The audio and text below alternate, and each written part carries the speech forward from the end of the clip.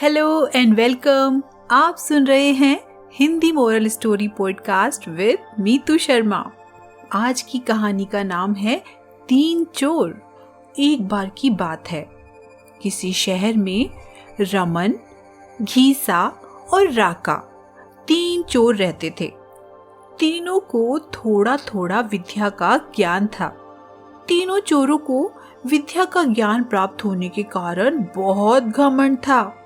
विद्या द्वारा तीनों चोर शहर में बड़े बड़े लोहे की तिजोरियों को तोड़ देते थे और बैंकों को लूट लिया करते थे।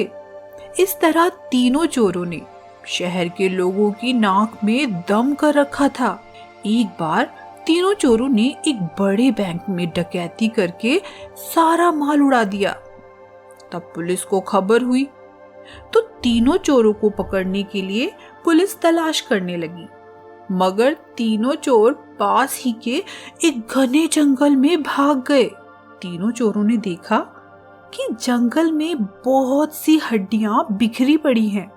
रमन ने अनुमान लगाकर कहा, ये तो किसी शेर की हड्डियां हैं। मैं चाहूं तो सभी हड्डियों को अपनी विद्या के ज्ञान द्वारा जोड़ सकता हूं। घीसा को भी विद्या का घमंड था, सो वो बोला, अगर ये शेर की हड्डियां हैं तो मैं इनको अपनी विद्या द्वारा शेर की खाल तैयार कर उसमें डाल सकता हूँ। रमन और घीसा की बात सुनकर राका का भी घमंड उमड़ पड़ा। उसने कहा, तुम दोनों इतना काम कर सकते हो तो मैं भी अपनी विद्या द्वारा इसमें प्राण डाल सकता हूँ। तीनों चोर अपनी विद्या का प्रयोग करने लगे। कुछ देर बाद रमन ने सारी हड्डियों को जोड़ दिया और घीसा ने शेर की हूबहू जान डाल दी। थोड़ी देर में तीनों चोर सामने एक जीवित भयानक शेर को देखकर थर-थर कांपने लगे, मगर शेर के पेट में तो एक दाना भी नहीं था।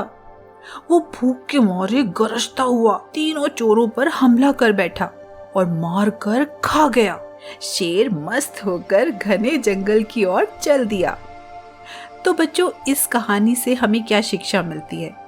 इस कहानी से हमें ये शिक्षा मिलती है कि कभी भी घमंड नहीं करना चाहिए।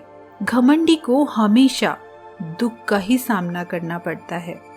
यदि तीनों चोर अपनी विद्या का घमंड ना करते तो उन्हें जान से हाथ ना धोना पड़ता।